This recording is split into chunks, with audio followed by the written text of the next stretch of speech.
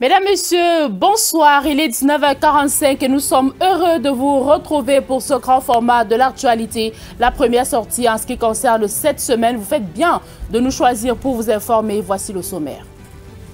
Présidentielle 2025, Bello Bouba Maïgari se désolidarise de la candidature dite consensuelle de l'opposition. Ayant pour porte-étendard Issa Chiroma Bakari, conformément aux résolutions de la plateforme Union pour le changement 2025. C'est donc une initiative qui peine à faire écho auprès de toutes les formations politiques de l'opposition. Comme chaque année, le Cameroun s'est joint au reste du monde ce 15 septembre pour commémorer la Journée internationale de la démocratie. Objectif, examiner et renforcer cet idéal dans les pays concernés. Cette année, cette célébration tombe à pic à l'aube de l'élection présidentielle. Un moment crucial où il faudra laisser s'exprimer la démocratie. Pouvons-nous véritablement parler de démocratie au vu de toutes les irrégularités qui entachent les processus électoraux dans notre pays? Élément de réponse dans ce journal. Mesdames, Messieurs, voilà pour les titres. Les détails vous seront servis dans un instant.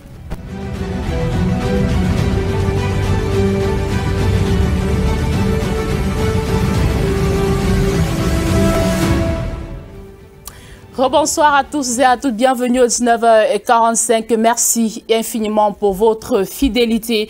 Comme annoncé en titre, l'opposition camerounaise compte avancer en rang serré au scrutin du 12 octobre prochain. La plateforme Union pour le changement a choisi pour candidat consensuel Issa Chiroma Bakari, une initiative qui fait écho auprès d'autres formations politiques de l'opposition et voilà, qui laisse les interrogations sur la pertinence et la durée de cette coalition. Élément de réponse en ce qui concerne cette problématique dans ce reportage que signe Colombe Catal. Union pour le changement 2025, c'est la plateforme qui présente Issa Chiroma Bakari comme le candidat consensuel de l'opposition. Une entreprise qui semble a priori offrir un autre visage à une opposition camerounaise, souvent prise en dérision en raison de la difficulté qu'elle a eue d'avancer en rang serré. Dans cette allégeance pour le candidat du FNSC figure le Manidem, l'Alliance des forces progressistes AFP, l'Union des forces démocratiques au Cameroun UFDC et quelques acteurs de la société civile. Aussi faut-il donc relever que ce n'est pas l'ensemble de l'opposition qui est acquise à cette cause. L'initiative semble d'ailleurs aussi frêle qu'en embryon, tant des voix discordantes comme celle de l'Union nationale pour la démocratie et le progrès de Bello Bouba Maïgari, un autre poids lourd dans le Grand Nord, qu'on ne peut ne pas cocher sur l'échiquier national. Voilà qui présente manifestement une division des rangs, pour ne parler que du septentrion. La pertinence d'une coalition tient aussi de ce que les partis arrivent à un idéal pour l'intérêt national. Seules des personnes trop crédules ne verraient pas un jeu de transactions pour des intérêts personnels entre les partis en concurrence avec le RDPC. Une opposition qui, à la fin de Maurice Kamto, qui s'ouvre à ceux qui le consultent, mais qui, pour le moment, ne s'en tient qu'à cela. L'on est, en ce qui le concerne, à s'interroger sur son accord à l'Union pour le changement 2025, qui a à sa tête un ancien cacique du régime aux heures de ses déboires.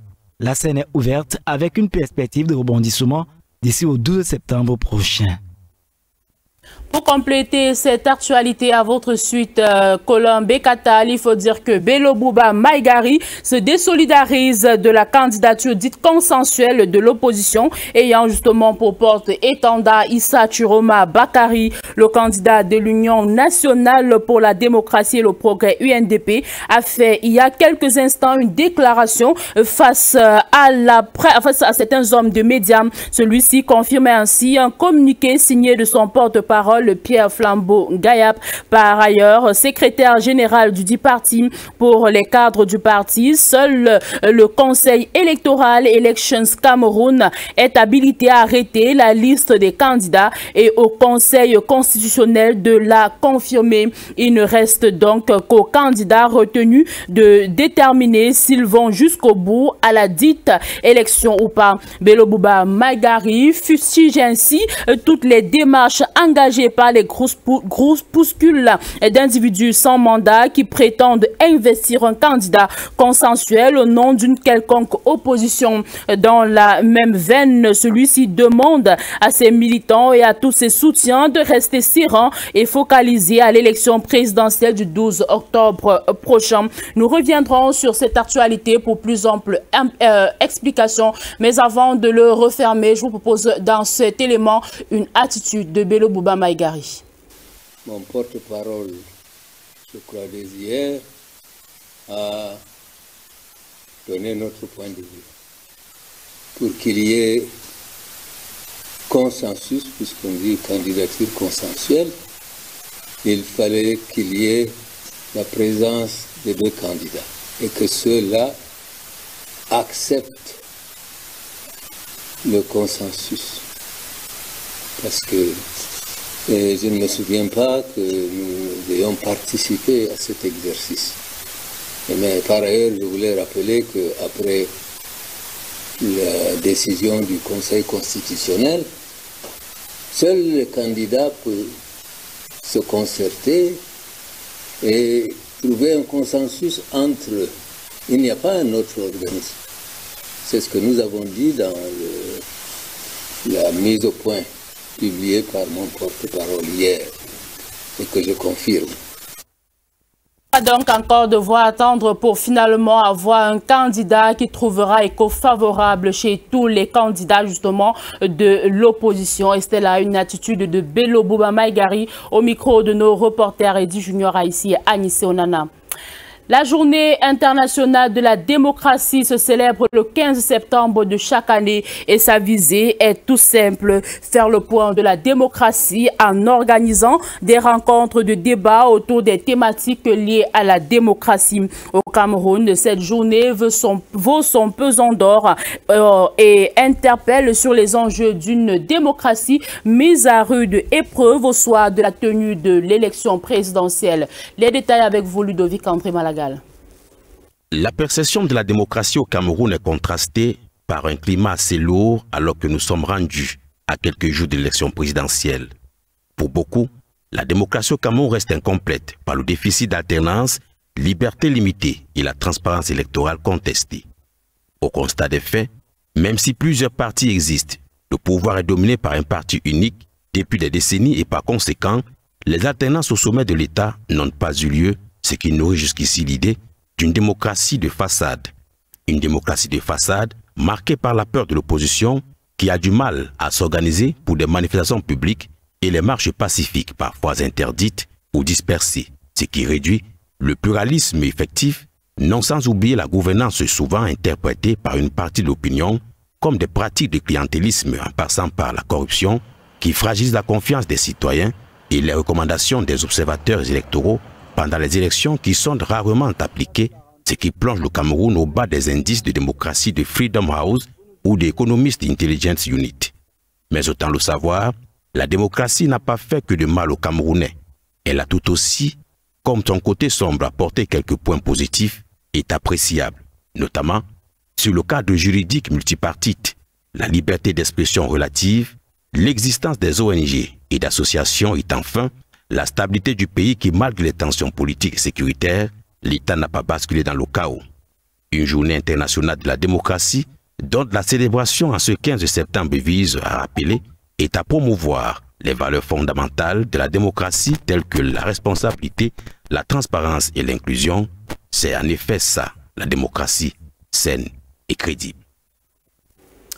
Toujours dans le sillage politique, les membres du comité exécutif national du Social Democratic Front se sont retrouvés à Yaoundé le 13 septembre dernier. À l'ordre du jour, les derniers réglages de la campagne électorale en vue d'une éventuelle victoire de ce parti politique au scrutin du 12 octobre prochain. Le compte rendu d'Eddie Junior Haïti et Loïc Ngemna.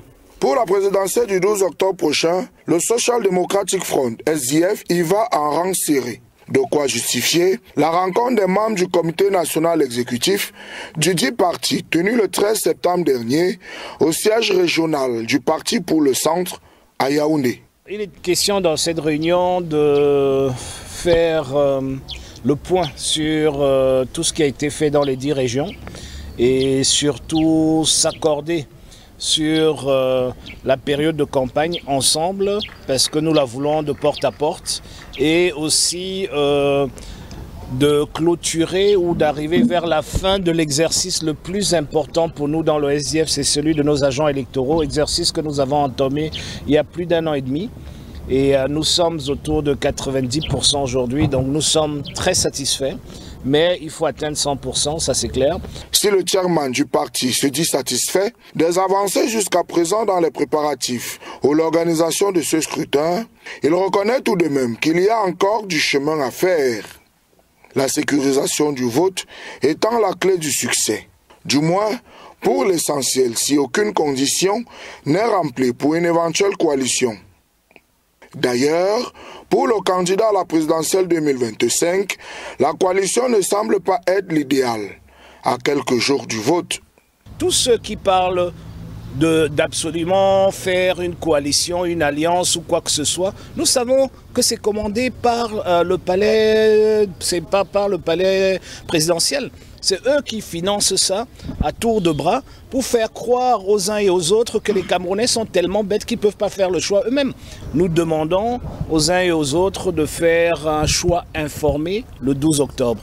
Et je pense que vouloir réduire les électeurs camerounais à des gens qui n'ont pas la maturité nécessaire de faire des choix et dont d'autres personnes devraient faire des choix pour eux, c'est une insulte pour ce pays. Et c'est une insulte pour tous ceux qui iront voter le 12 octobre. Il recommande alors de voter utile. Le pouvoir, le reconnaît-il, appartenant au peuple. Sortons du sillage politique pour parler cette fois de toute autre chose. L'épineux problème de la voirie de la ville de Douala n'épargne visiblement personne. Les populations de Bonendale, au lieu dit abattoir, vivent le martyre avec une piste en piteux état qui leur impose une certaine vitesse dans leur quotidien. À la suite de Charles Fisselangue qui a arpenté cette épineuse route de Bonendale, nous sommes là et suivons ce reportage. Dans la ville de Douala, les routes se suivent mais ne se ressemblent pas. Si l'épineux problème de l'état des routes dans la capitale économique ne semble épargner personne, les populations de la localité de Bonendale vivent tout autre chose. Située dans le 4e arrondissement, sur cette piste qui mène au lieu dit abattoir, il faut s'armer, pas seulement de courage. Ici on roule au rythme des nids d'éléphants et poules qui se côtoient sans distinction de race. Les engins roulants chevauchent à petit trot avec des aptitudes en natation. Pour les piétons, il faudra jouer aux équilibristes pour éviter une douche froide. On arrive même pas, on ne permet même pas, ça ne va même pas, c'est grave, très grave. Au moins ça pose là pour nous rembler les creux. On va dire merci au Seigneur pour ça. Une situation qui dure depuis des lustres, alors qu'ici on peut apercevoir des traces d'un chantier visiblement oublié. Parfois les engins viennent rater, ils viennent rater le tas là pour cela. Bon, c'est un personnage en général, peut-être c'est un personnage qui fait ça. Le tas là pour cela, ils ouvrent les rigoles. Après, là, ils sont privés là, ça recommence encore. C'est trop mauvais, la route là-bas c'est trop mauvais. Quand tu vois, il y a l'autre voiture qui passe par ici, même la route ici c'est à gâter, ce n'est pas très mal comme l'autre là. Parce que la route là, on a commencé le travail là-bas, mais on a arrêté le travail. Donc on ne connaît pas pourquoi on a arrêté. Il y a l'école là-bas, l'école technique. Il y a où on fait le beurre là-bas. On connaît ça, c'est le jeu, le gouvernement sort l'argent, tout ça, mais on ne connaît pas pourquoi on ne fait pas la route là. Le chantier s'est arrêté, bon. Les gens disent qu'on a commencé, vous ne connaissez pas, mais nous souhaitons que le gouvernement nous vienne en aide pour qu'on puisse traverser là-bas et sans problème. Parce que quand on amène des tissus pour passer là-bas, c'est extrêmement cher parce qu'ils disent que la route est gâtée. Bonendale, où la fin de la civilisation, les milliers d'âmes qui y vivent et dont la démographie a connu une augmentation suite à la crise du Nozo, sont contraintes de subir cette piste unique, pourtant très sollicitée à cause des activités bovines relatives à l'abattoir qui a bâti la réputation du coin. En espérant que peut-être le préfet du Vouri fera un tour du côté de Bonendale. Il faut dire que le préfet de la Vina poursuit sa tournée de prise de contact dans les différentes unités administratives que compose son territoire de commandement. Donatien était ce week-end dans les arrondissements de Ngana et de Mbé avec les leaders locaux. L'autorité administrative a échangé sur les questions essentielles de la vie sociale et économique. Awal Mohamedou. Moment de partage et d'écoute en Gangha. Le nouveau préfet de la Vina s'est entretenu avec les autorités et les autres acteurs locaux. Les échanges ont porté sur les défis de développement, les questions foncières et les enjeux de sécurité, notamment le phénomène des prises d'otages avec demande de rançon. Nous pensons qu'avec la sensibilisation et une grande présence, le comité de vigilance aux côtés des forces régulières, désormais ce phénomène va reculer s'il ne sera pas éradiqué.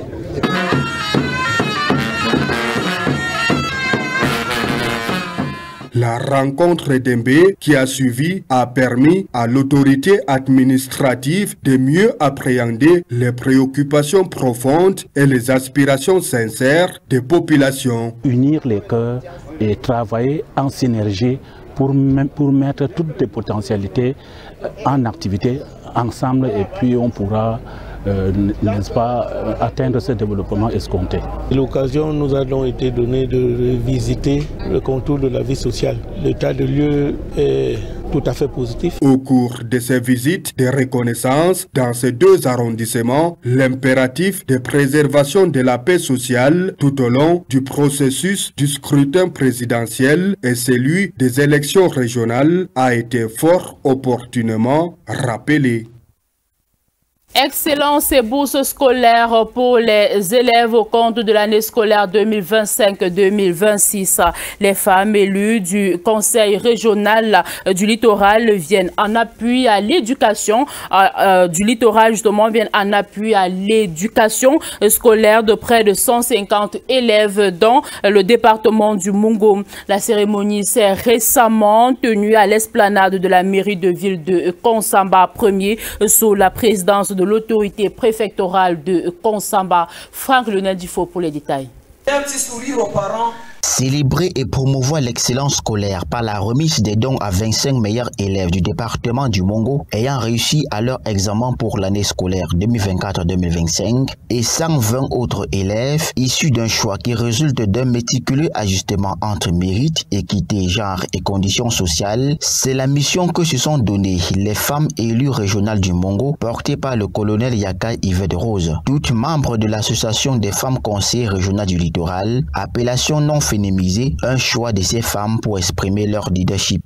Nous souhaitons encourager les enfants, créer l'émulation, susciter la volonté de mieux travailler l'année prochaine que cette année, mais aussi donner un petit sourire aux parents en allégeant leurs charges. Cérémonie tenue à l'esplanade de l'hôtel de ville de Konsamba 1er pour le maire de cet arrondissement. Les femmes du conseil régional du littoral, par cet acte, apportent plusieurs enseignements à ces jeunes bénéficiaires.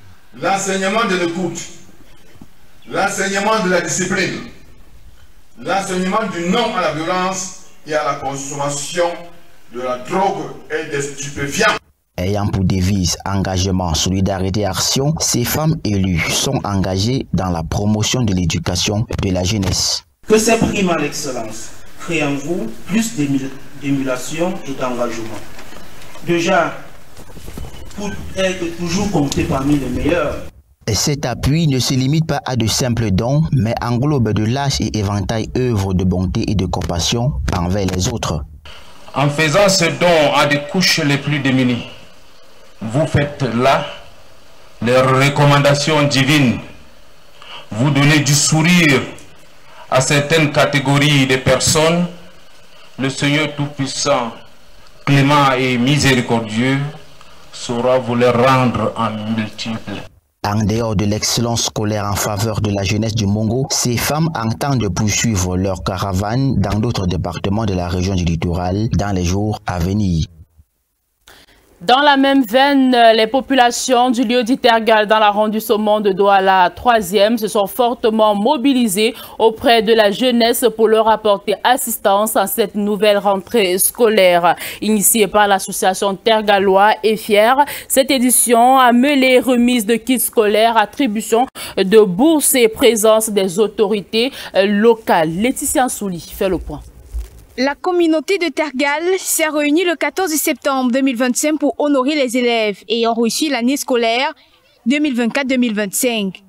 Pour sa première édition, l'initiative, lancée par l'association Tergalois et Fier, vise à promouvoir l'éducation, inspirer l'excellence et fournir aux jeunes les outils nécessaires à leur réussite.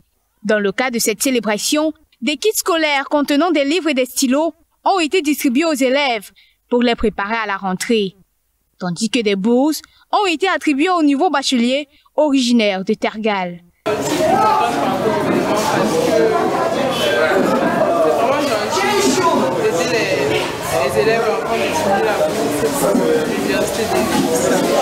C'est en présence des autorités traditionnelles, parents et invités que la cérémonie s'est déroulée, témoignant d'un fort sentiment de soutien communautaire et de fierté. Vous pouvez constater que vraiment... As you can see, this is an event that touches the hearts of parents. Education is the key to success. No matter what we do, this evening we were grateful to Tergal et Fier for thinking of the children of Tergal, from class 1 to upseat. Aujourd'hui, je suis venu assister.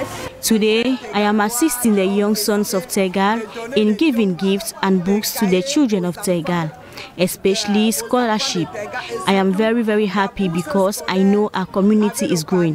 L'événement a non seulement célébré la réussite académique, mais a également réaffirmé l'engagement de la communauté à investir dans sa jeunesse, veillant à ce que l'éducation reste la pierre angulaire du développement de Tergal. Samedi dernier, la ville de Bafoussam a vibré au rythme de la solidarité grâce à Béatrice Confiance, fils au grand corps de Toquette.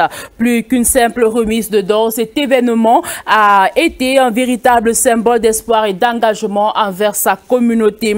Après avoir soutenu Kotsok et Bamungoum, c'est cette fois à sa terre natale qu'il a choisi d'honorer, mobilisant ainsi en seulement 3 jours plus de 10 000 personnes issues de tous les horizons. Le compte rendu de cette journée avec vous, Lofongan Keni. Bafoussam s'est illuminé grâce à une générosité vibrante ce samedi 13 septembre 2025. Béatrice Confiance, digne fils de Toquette, a choisi d'honorer les siens à travers une remise de dons. Après Kontopa Bamegoum, c'était au tour de la terre qu'il a vu naître de bénéficier de sa générosité. En 3 jours, il a mobilisé plus de 10 000 personnes dans le département de la Mifi.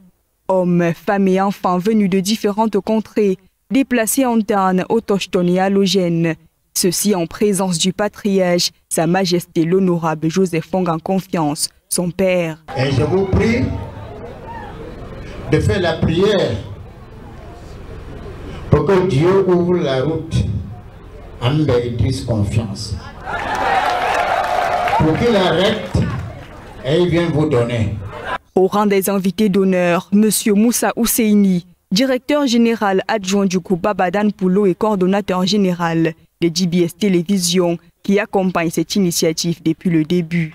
Population de Toquette, comprenez que seulement le mois-ci, M. Idriss B est à l'origine d'une très grande initiative que nous allons, dans très bientôt à la fin de ce mois, inaugurer avec le Premier ministre, chef du gouvernement.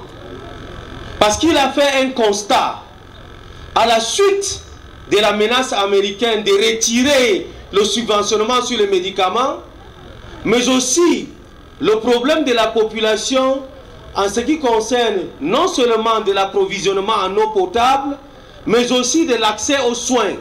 Pour une première fois en plein capital économique, avec des partenaires au développement qui sont des partenaires chinois, ils vont ériger une unité industrielle incroyable dans la sous-région africaine. Je voudrais que vous ovationnez cet enfant parce que c'est l'œuvre du Cameroun. Denrées alimentaires et matériel agricole ont été distribués sous le regard du maire de la commune de Bafoussam 3e. Les élèves n'ont pas été laissés pour compte. Sacs de classe, cahiers et stylos à billes leur ont été réservés. Au vu de son agenda chargé, le généreux Mbé Idriss a témoigné son amour à travers un discours préalablement enregistré. J'ai été témoin de l'engagement en faveur du développement de notre communauté et du soutien à l'éducation de nos enfants. C'est le meilleur investissement que l'on puisse réaliser pour ces derniers. L'objectif est de contribuer à améliorer significativement le quotidien des enfants, des hommes et des femmes de notre beau village. Il a de grands projets pour sa communauté. Comme son père, il s'engage ainsi à améliorer significativement la condition de vie des populations de son département et de faire rayonner Toket au plus haut point. Sous expertise, l'ambitieux projet de construction d'une usine de fabrication de médicaments en plein cœur de Yaoundé, avec des partenaires chinois et l'appui du gouvernement pour ainsi favoriser le partenariat public et privé.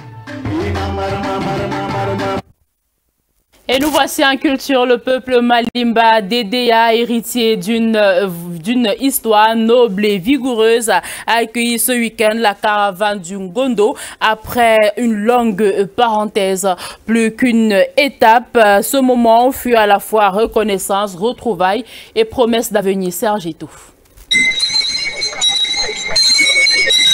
Le peuple Malimba, héritier d'une histoire noble et vigoureuse, a accueilli ce week-end la caravane du Ngondo après une longue parenthèse.